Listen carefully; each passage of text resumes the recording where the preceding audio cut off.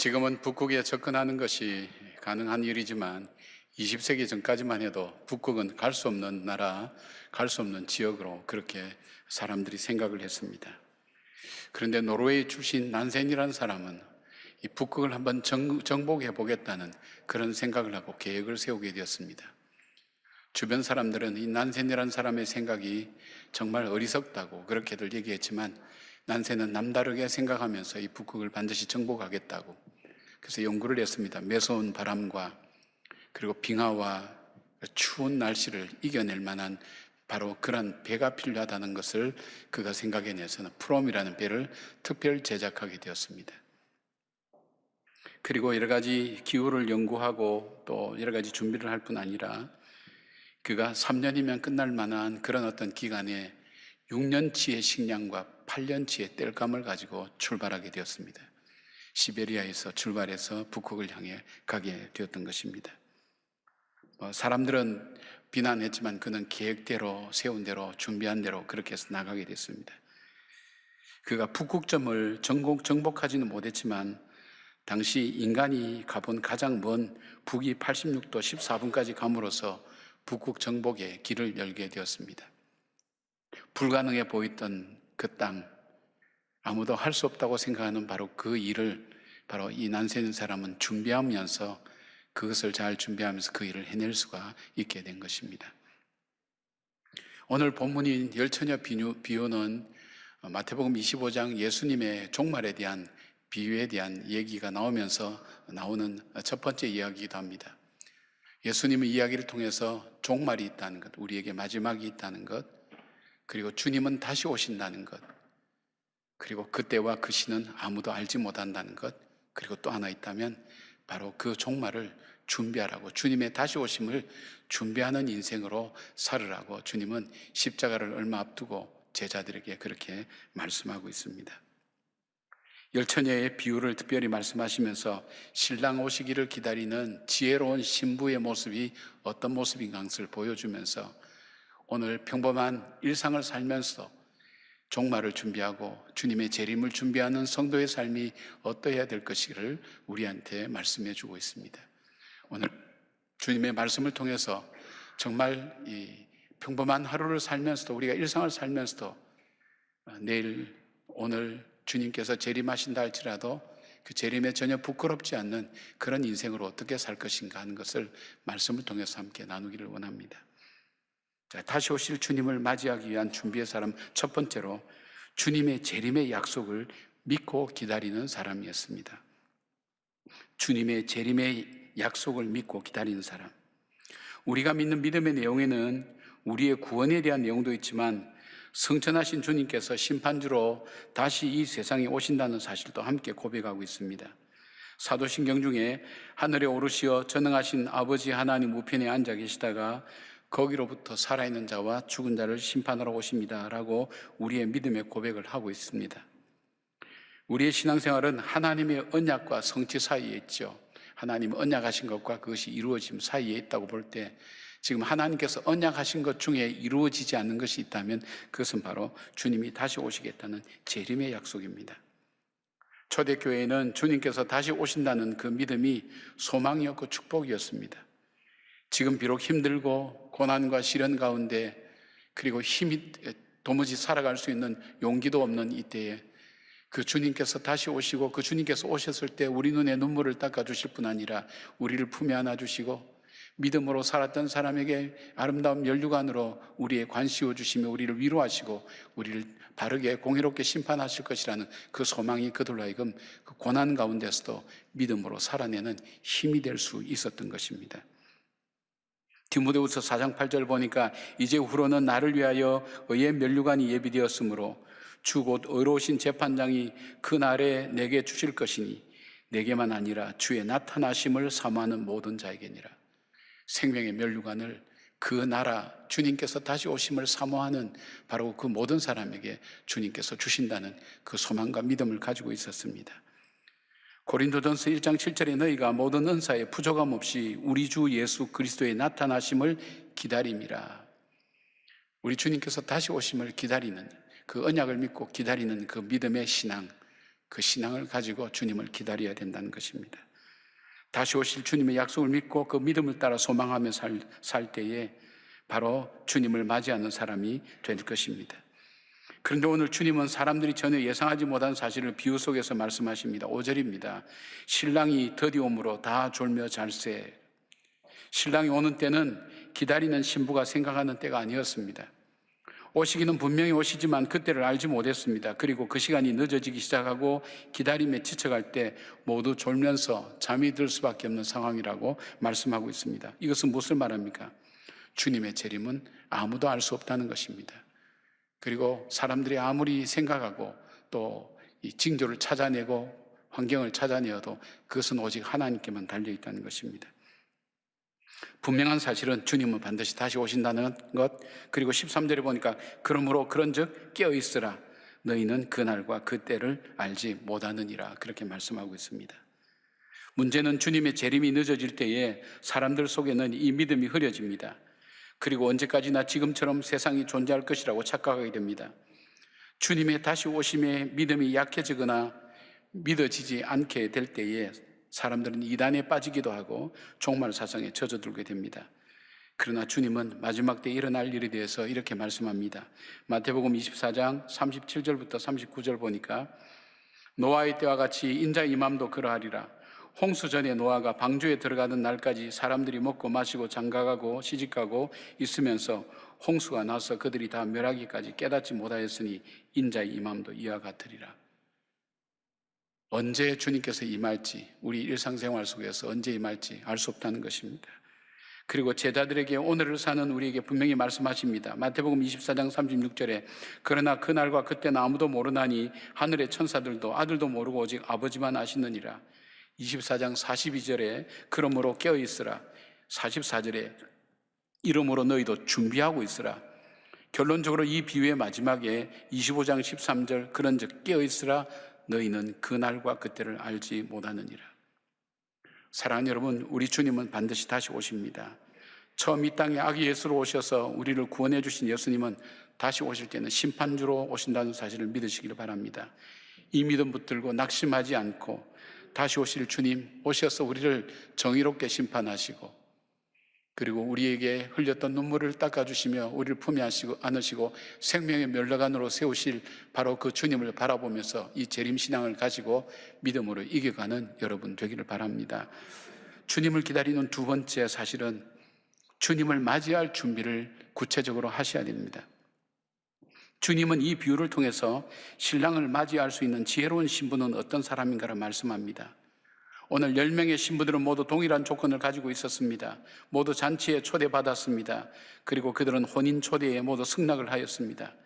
신랑에 대한 애정과 사랑도 갖고 있었습니다. 그리고 신랑이 늦게 오자 모두가 함께 잠을 잤다는 사실입니다. 그리고 그들 손에는 같이 등불을 밝히고 있었습니다. 그런데 신랑이 온다는 외침이 있을 때에 두 부류로 나누어졌습니다. 이것을 주님은 슬기로운 처녀와 미련한 처녀로 나누었습니다. 어떤 사람이 슬기로운 처녀들일까요? 신랑을 맞이할 준비를 하고 있었던 처녀들입니다. 그들은 같은 조건과 상황에 있었습니다. 같은 장소에서 같이 불을 밝히고 같은 신랑을 기다리고 있었습니다. 그러나 신랑이 온다는 소리를 들었을 때에 슬기로운 다섯 처녀는 신랑이 비록 늦게 온다 할지라도 등불을 밝히기 위한 기름을 준비하고 있었던 것입니다. 바로 신랑이 언제 오든 반드시 맞이하겠다는 그 의지와 믿음을 가지고 신랑을 맞이할 준비를 하였던 것입니다. 주님은 바로 이 처녀들을 슬기로운 사람들이라고 그렇게 이야기했습니다. 어떤 어린 소녀가 주일학교에서 공부를 하고 돌아온 다음에 자기 엄마를 붙들고 얘기합니다. 엄마, 주일학교 선생님이 그러는데 이 세상의 삶은 천국의 삶을 준비하는 그런 시간이래. 맞아요? 라고 그렇게 묻습니다. 이 아이가 제대로 배웠고 선생님한테도 제대로 배웠구나 생각하니까 기특해서 고개를 끄덕거리면서 맞다고 그렇게 대답했습니다. 근데 이제 이 아이가 그 다음 질문을 하기 전에 고개를 갸우뚱합니다. 그런데 엄마, 우리가 명절날 할머니, 할아버지 집에 갈 때 준비하잖아. 선물도 준비하고 옷도 준비하고 여러 가지 입을 것도 여러 가지 준비하고 그래 가잖아. 그리고 지난번 영국이라는 외국 갈 때도 그때는 준비를 더 많이 했잖아. 그래서 준비를 많이 하고 그렇게 갈 수 있었잖아. 근데 엄마 왜 천국 갈 거라고 하면서 천국 갈 준비는 하지 않는 거야? 엄마가 천국 가기 위해서 준비하는 게 뭐야? 오늘 저와 여러분에게 하는 말 같습니다. 이 소녀의 말처럼 우리는 이 세상에서는 언제나 영원히 살 것처럼 준비하고 살면서 정작 하나님 나라를 위해서는 아무런 준비 없이 살아가고 있지는 않습니까? 그럼 신랑 되신 예수님 맞이하기 위해서 우리는 구체적으로 무엇을 준비해야 됩니까? 오늘 마태복음 25장에 나오는 세 가지 비유를 통해서 주님은 우리가 어떻게 살아야 되는가 하는 것을 말씀하고 있습니다. 먼저 열처녀 비유에서는 자기 믿음의 준비를 말씀하고 있습니다. 등불이나 기름이나 대체적으로 믿음의 이야기를 하고 있습니다. 믿음이라는 게 뭘까요? 주님께서 언제 오시던 우리가 우리 예수 그리스도를 나의 구세주와 주님으로 받아들이고 그리고 그 주님을 영접해서 내가 어떤 상황 속에서도 그 주님이 나의 구세주 되시고 그리고 나의 주님 되신다는 그 사실을 믿음으로 붙들고 살아가는 그 삶, 이것을 우리가 준비하며 살아가야 된다는 것입니다. 두 번째 달란트 비유에서는 5달란트, 2달란트, 1달란트 받은 그 사람의 그 비유에서는 사명을 따라 최선을 다해서 살아간 것을 말합니다. 주님이 언제 오시든 주인이 종에게 5달란트, 2달란트, 1달란트를 주고 갔을 때 주인이 돌아왔을 때에 충성스럽게 일한 그 종들은 5달란트를 가지고 5달란트를 남기고 2달란트를 가지고 2달란트를 남겼지만 1달란트 받은 이 종은 땅속에 묻어두었습니다. 아무것도 하지 않았습니다. 주인이 화를 내었습니다. 마찬가지입니다. 하나님께서 이 땅에 우리를 보내실 때 우리에게 주신 재능이 있습니다. 우리에게 허락하신 가정이 있고 우리의 삶의 모습이 있는데 하나님이 기뻐 받으실 만한 삶을 오늘 우리는 얼마나 남기고 살아가고 있느냐 하는 것입니다. 오늘 우리가 평범한 일상을 살고 있지만 하나님이 보실 때에 우리를 이 땅에 보내셨을 때 주님께서 우리에게 기대하시는 바 삶을 얼마나 남기고 살아가고 있는가. 오늘 나에게 맡겨주신 일을 최선을 다해서 살아가는 삶, 그것이 바로 마지막 때를 준비하는 삶인 것을 말씀하고 있습니다. 세 번째 양과 염소의 비유는 여러분들이 아마 잘 아실 것입니다. 무서운 비유기도 하고 뜻밖의 비유기도 합니다. 자기가 양과 염소로 나눌 때에 양은 오른편에 염소는 왼편에 두고 모두가 자기가 주님을 위해서 열심히 산 것 같지만은 주님은 이렇게 말씀합니다. 너희들은 내가 헐벗었을 때, 내가 감옥에 있을 때 찾아보지도 않았고 그 다음에 나를 돌보지도 않았다고. 지금 뭐냐면 가난한 이웃들에게 사랑을 베풀고 자비를 베풀으라는 얘기입니다. 주님께서는 이것이 여기서만 이루어지는 것이 아니라 우리 일평생 통해서 삶을 살면서 우리 어려운 이웃들에게 그들에게 사랑을 베풀고 사랑을 나누어 주고 자비를 베풀면서 하라는 것입니다. 이것을 늘 실천하고 산다는 것이 쉬운 일은 아니지만 그러나 이런 삶을 살 때에 우리의 삶 속에서는 우리는 종말을 준비하는 삶을 살고 있다는 것입니다. 어떤 교회 장로님이 그렇게 말씀하세요. 목사님 교회는 참 좋은 것 같습니다. 왜요? 연말쯤 되면 내가 무엇 때문에 한 해를 살아왔는가, 어떻게 살아왔는가를 돌아본답니다.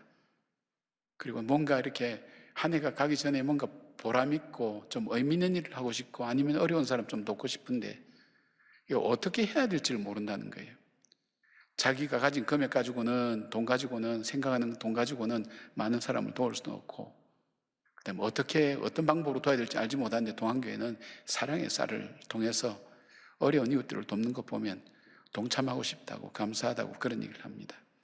마찬가지입니다. 우리가 이렇게 늘 나누는 연습을 하는 이유가 있습니다. 어려운 중에도 우리 교회만 하더라도 우리가 어떻게 됩니까? 성탄절날도 우리가 창립기념일도 우리에게 쓸 수 있는 우리 돈을 전부 다 외부로 다 내보냅니다. 다 외부에서 쓰게 어려운 이웃들을 위해서 사용할 수 있도록 합니다. 사랑의 쌀도 마찬가지입니다. 끊임없이 이것을 하는 이유가 뭡니까? 우리 어린아이들에게도 참여하게 하는 이유가 뭡니까? 종말을 준비하는 삶입니다. 종말을 준비하는 삶, 나누는 삶, 어렵고 힘든 사람을 돌보는 삶입니다. 사랑하는 여러분, 주님을 맞이하는 구체적인 준비를 하는 삶을 살기를 원합니다. 그냥 이대로 사는 것이 아니라 내 믿음 내가 붙들고 내 믿음으로 내가 구원받는 것이 다른 사람의 믿음으로 구원받는 건 아니라는 것 기억하시면서 예수 그리스도께서 나의 구세주와 주님 되시는 건 믿고 이 믿음 붙들고 흔들리지 않고 이무진 붙잡고 걸어가고, 그리고 나에게 주신 일상생활 속에서 하나님 내게 맡겨주신 그 사명, 우리가 직분자도 세우고, 교회에서는 특별히 직분자도 세우고 직분도 맡기고 일도 맡기는데, 맡겨진 그 일들을 성실하게 하는 것, 뿐만 아니라 가정에서 맡은 역할들도 최선을 다해서 섬기는 것, 그 작은 일들이 주님의 나라를 준비하는 것입니다. 더 나아가서 가난하고 어려운 이웃들을 돕고 힘들고 지친 사람을 돕는 것, 그것이 우리에게 주어진 마지막 때를 준비하는 사랑하는 지혜로운 사람들의 삶이라고 말씀하고 있습니다. 그런 준비를 하시는 여러분들 되기를 바랍니다. 세 번째로는 다시 오실 주님을 맞이하는 사람은 지혜로운 공동체를 이루는 사람입니다. 오늘 지혜로운 다섯 처녀와 미련한 다섯 처녀로 나누어지는 것은 결정적으로 기름의 준비였습니다. 이들은 같은 신랑을 기다렸고 같은 장소에서 같은 시간에 준비했습니다. 똑같이 불을 밝힌 등을 들고 있었습니다. 그러나 이들의 지혜와 미련함은 바로 신랑이 더디올 때에 등에 불이 꺼지지 않기 위해서 기름을 준비한 것으로 나누어집니다. 기름을 준비한 슬기로운 다섯 처녀와 기름을 준비하지 못한 미련한 다섯 처녀의 갈림길입니다. 신랑이 아마 더디올 때에 열 처녀들은 서로 논의를 했을 겁니다. 우리가 이 기름을 더 준비해야 될까, 아니면 기름을 준비하지 말아야 될까, 이 정도만 해도 충분할까, 아마 그런 토론이 벌어졌는데, 아마 생각에 기름이 모자라지는 않았다고 생각을 했을 겁니다. 그러기에 이 다섯 사람은 가지 않았죠. 그러나 슬기로운 다섯 처녀는 어떤 의지가 있었냐면, 어떻게 하든 신랑이 올 때 아무리 늦게 온다 할지라도 이 등불이 꺼져 있으면 안 되겠다고 생각하는 그 결단을 한 사람, 그 사람들은 기름을 준비하러 갔습니다. 그 사람이 슬기로운 사람이 되고 있었다는 것입니다. 우리 세상은 혼자 살아갈 수 없습니다. 사람을 만나거나 어떤 모임에 들어가게 됩니다. 근데 그 모임이 우리에게 중요한 영향을 준다는 것입니다. 지난주를 간증했던 우리 민호 엄마의 경우를 한번 보십시오. 자녀에게 갑자기 불어닥친 예상하지 못한 일들 앞에 얼마나 당황했겠습니까? 그러나 자신이 속한 목장에서 목자와 목원들이 그렇게 도와주지 않았더라면 너무 힘들었을 것입니다. 사랑하는 아들에게 닥쳐진 뜻밖의 일들, 견디기 어려운 가운데서 치료하는 과정을 지켜보면서 견디기 어려운 그 엄마의 마음을 민호를 향해 하나님의 영광이라고 불러주면서 위로하고 기도하게 하고, 그 마음속에 믿음의 불씨가, 믿음의 등불이 꺼지지 않도록 그 불을 지펴주고 계속해서 격려하고 도와주었던 그 공동체가 아니었다면 아마 견디기 어려웠을 것입니다. 다 마찬가지일 것입니다. 우리의 인생을 살 때 좋은 일만 있습니까? 어려운 일, 힘든 일이 우리 삶에 다가올 때 옆에서 아무도 도움을 받지 못한다면 힘들 겁니다. 그러나 우리가 가지는 소망과 사랑과 믿음과 그리고 기쁨의 이 불꽃이 사그라들지 않도록 우리에게 끊임없이 서로 격려하고 또 격려하는 그 공동체에 속했다는 것. 그래서 끝내는 그 믿음의 줄을 놓지 않고 사랑의 그 불꽃을 꺼뜨리지 않고 계속해서 그렇게 살아갈 수 있다는 것, 그건 공동체에서 함께 할 수가 있습니다. 시편 57편 처음에 보면 다윗이 사울을 피하여 굴에 있을 때에 불렀던 노래라고 설명되어 있습니다. 다윗이 사울의 집요한 추적을 받고 얼마나 위기 가운데 있었는지는 사무엘상 24장을 보면 우리가 알 수가 있습니다. 아마 이 아둘람 굴이나 엔게디 동굴 속에 숨었을 것이라고 그렇게 얘기합니다. 그 동굴에 숨었던 사람. 근데 다윗에게 있어서 다윗만 숨은 것이 아니었습니다. 다윗에게 피하러 온 400명의 사람이 있었습니다. 사무엘상 22장 2절에 보니까 환난당한 모든 자와 빚진 모든 자와 마음이 원통한 자가 다 그에게로 모였고 그는 그들의 우두머리가 되었는데 그와 함께한 자가 400명가량이었더라 되어 있습니다. 여러분, 환난당한 것, 여러 가지 우환과 어려움을 당한 사람들 마음이 어떨 것 같습니까? 내 인생 속에 이 환난의 바람이 쉬지 않고 불어오는 사람, 그 사람 인생을 어떻게 볼까요? 열심히 살았는데 빚을 졌어요. 정직하게 살았는데 빚을 졌어요. 최선을 다해 살았는데 원통한 일을 당하는 거예요. 이 사람들은 세상을 버립니다. 세상이 또 버리는 사람이 됩니다. 희망이 없습니다. 이런 사람들이 입술을 통해서 무슨 얘기가 나올 거예요? 절망과 저주밖에 나오지 않을까요? 근데 오늘 57편 7절 8절에 이 말씀이 있습니다. 하나님이여 내 마음이 확정되었고 내 마음이 확정되었사오니 내가 노래하고 내가 찬송하리로다. 내 영광아 깰지어다. 비파야 수금아 깰지어다. 내가 새벽을 깨우리로다. 다윗만의 노래일까요? 이 공동체는 낙심과 절망의 공동체였는데 다윗과 함께 오히려 이 역사의 어둠을 밝히고 하나님의 이름을 찬양하겠다고 이들이 노래하는 겁니다. 무엇 때문일까요? 믿음의 공동체에 그들이 있기 때문입니다. 다윗의 영성의 영향을 받았기 때문입니다. 절망하지 않았습니다. 낙심하지 않았습니다. 원통해하지 않았습니다. 비친 자의 분노도 없습니다. 그들에겐 비전과 꿈이 있었습니다. 이 역사의 어둠을 밝히는 그러한 사람과 공동체가 되겠다는 결단이 있었습니다. 이 꿈을 노래하면서 이들은 메시아께서 오실 다윗 공동체를 이루고 다윗 왕조를 세우게 됩니다. 무너진 나라를 다시 세우는 일에 그들이 참여하게 됩니다.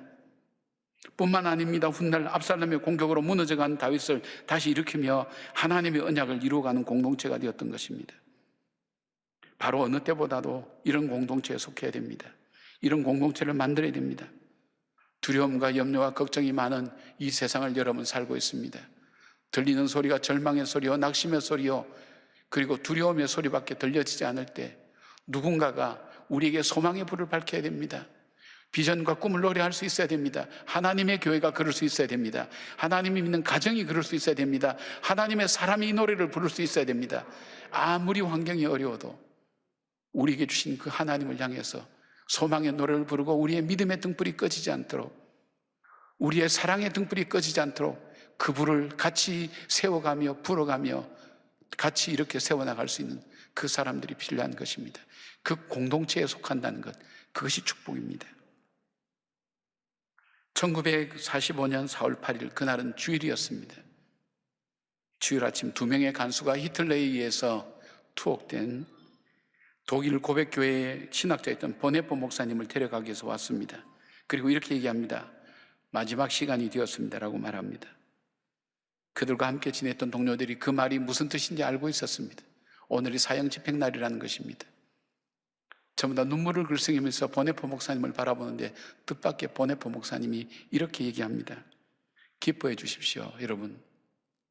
오늘은 저에게 있어서 내 새로운 삶이 시작되는 날이기도 합니다. 내 새로운 삶이 시작된 날입니다. 미소를 던지고 그 방을 나갔습니다. 비록 그분은 형장이 이슬로 사라졌지만은 그러나 그분이 남긴 그 메시지는 바로 그 절망과 참혹과 죽음의 두려움 속에 가득한 그 감옥을 밝혔습니다. 역사 속에서 정의를 밝혔습니다. 소망을 밝힐 수가 있었습니다. 그리고 꺼져가는 역사의 어두움을 다시 밝혀내며 많은 사람에게 새 소망을 줄 수가 있었던 것입니다. 사랑하는 여러분, 우리는 하나님의 약속과 성취 사이에 살아가는 사람들입니다. 그리고 주님은 반드시 오신다는 사실, 주님의 재림을 기다리며 사는 백성들입니다. 어떻게 살아야 될까요? 오늘 나에게 준 하루하루 순간순간을 정말 하나님 앞에서 부끄럼 없이 살아가면서 주님 오실 때 부끄럼 없는 구원을 받는 바로 그 백성처럼 살아가는 삶의 결단들이 오늘 저와 여러분 속에 함께하면서 다시 오실 주님을 소망하는 여러분들 되시기를 주의 이름으로 축원합니다. 아멘.